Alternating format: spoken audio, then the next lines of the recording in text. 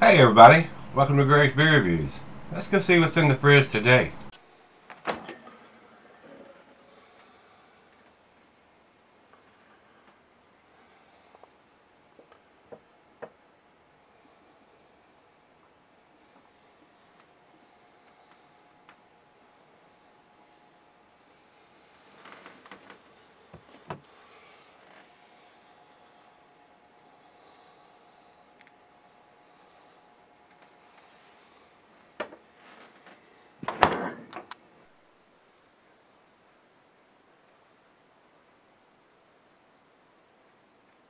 Hey everybody, thanks for stopping by Gregsbeerreviews today.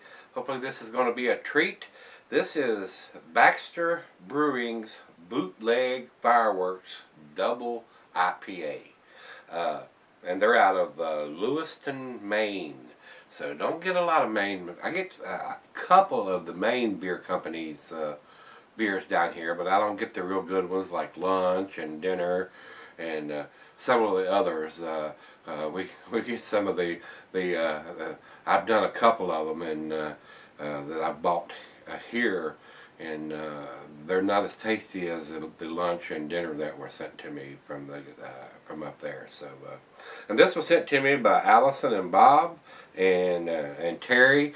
They got together, I guess, and made sure that they got this in the beer mile package they sent me from up there. In a very colorful can here, and it's a big can. It's a 16 ouncer. Very colorful can. I mean, just the can, the colorfulness of the can is enough to pick up the beer and go, oh, that looks like it might be tasty. But we'll see. We'll see what goes on with this. There is no date on this. It's a 9%er. Caution, packed with explosive hot flavors. Place in hand, pop the top. And it's got a moose on here, and it looks like it's got some kind of wings or feathers on him. Right amusing can, right colorful. The can is probably enough just to pick it up just from the artwork and the colorfulness of the can here, guys. So let's get on with this one. Commercial description says, warning, producing thundering eruptions of hoppiness, bursting with the aroma of classic American IPA hops, along with a blast of new Australian hop varietals.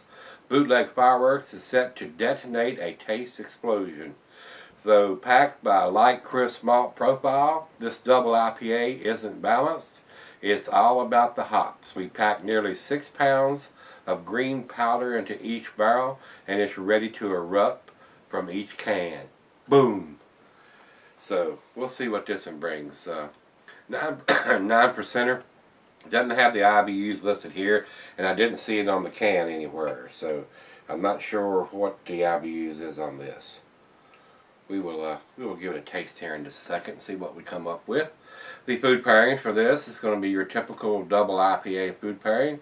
Cuisine is barbecue. Cheeses are peppery, Monterey pepper jack, sharp blue cheddar. Your more pungent cheeses, Gorgonzola Limburger, and the meat is game, grilled meat, and salmon. Come on in. Oh, man, you making a review? Yeah. Yeah, I've got to pause. I heard you coming up the steps. I brought some beer right here. You did? Huh? Well, She's back in the bedroom. Samuel Adams. Cold Snap. Cold Snap. It's pretty beer. It's pretty good, though. Let me finish the intro here, and I'll be done in a few minutes. All right, let me get this out of the way here, so I'm not. Like I said, she's back in the bedroom. All right.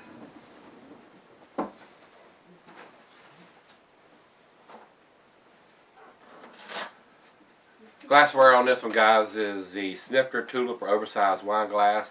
I've got the solvent glass here we're going to pour it into. And according to what they always say on this, since it's a 9%er, they always say you can sell these beers, but I wouldn't recommend it. It's an IPA. Those hops are going to fade over time. And I kind of wish they would have a date on the can so you'll know, but it does not. But I want to thank Allison and Bob and Terry for getting this down to me. Like I said, I don't get too many beers from Maine, so let's pop the cap on this one and see. Oh, it's already trying to come out of the can already. It's in a hurry to get in the glass, and this is a big can, a 16 ounce, like I said.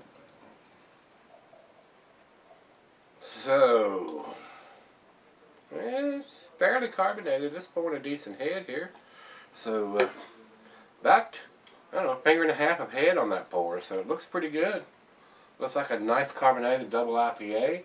And it has got a chill haze on it. I can see the bulb, but it is kind of cloudy, semi-cloudy here. So it could, and it might be a little bit of some particulates floating around in it. So looks pretty good. So let's get a nose on it and see what we got.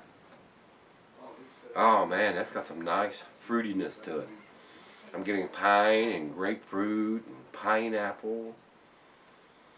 Wonderful aroma on this. Maybe some tangerines or some mango, some tropical fruit notes. That can be drool. Well, let's give it a taste and see what we got. Cheers, everybody. Cheers, Allison, Bob, Terry. Thanks a bunch for sending this down to me. I do appreciate it. Sorry it's taking me so long to get around to it. I've had this beer probably a month or so, guys. Just trying to get to them all. It's such a hard job, but I love it. All right, guys. Cheers.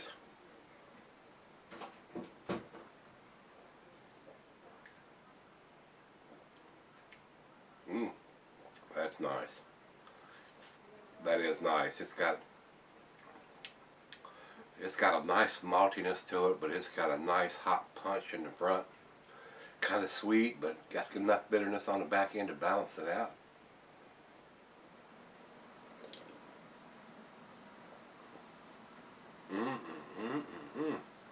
That is tasty. That is tasty. I didn't really know what to expect with this since it didn't have a date on the can. I didn't know how old it was and how long it had been set on the shelf before they got their hands on it and then sent it down to me. Then it sat in my fridge for a month before I finally got it out to do it. So, pleasantly surprised.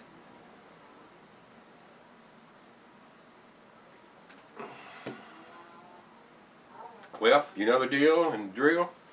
I'm going to take it back, pour her some in the glass, and sip on this for a while.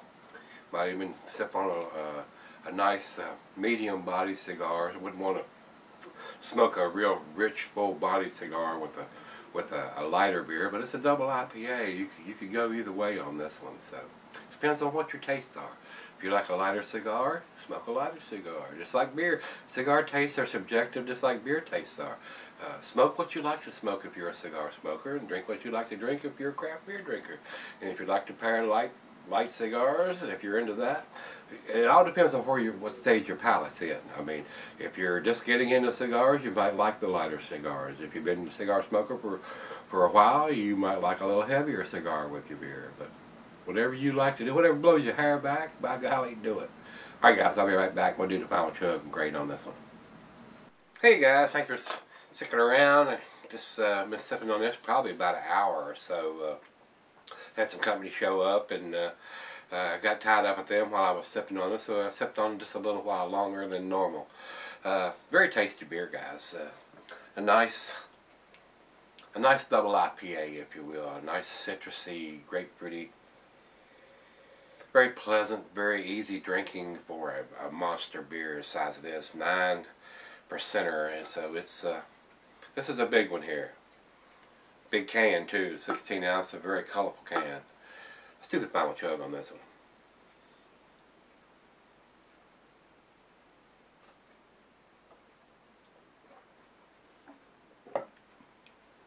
Pine, grapefruit, nice maltiness to it. Very tasty, guys. This I would consider an A beer, but it doesn't have a date on the can. So I would probably give this an 8 if it had the date on the can, but it doesn't have the date on it, so I'm going to give it the 7, which is a B+. Very tasty. I enjoyed this one thoroughly. So glad Terry and Allison and Bob sent me this one. I enjoyed it. It's a very, very nice beer from the guys there at Baxter Brewing. So very enjoyable. Very enjoyable.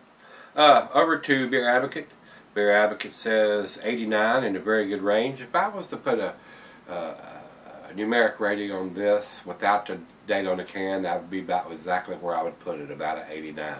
If it had had the date on the bottom of the can, I would have probably gave it a 91 or a 92.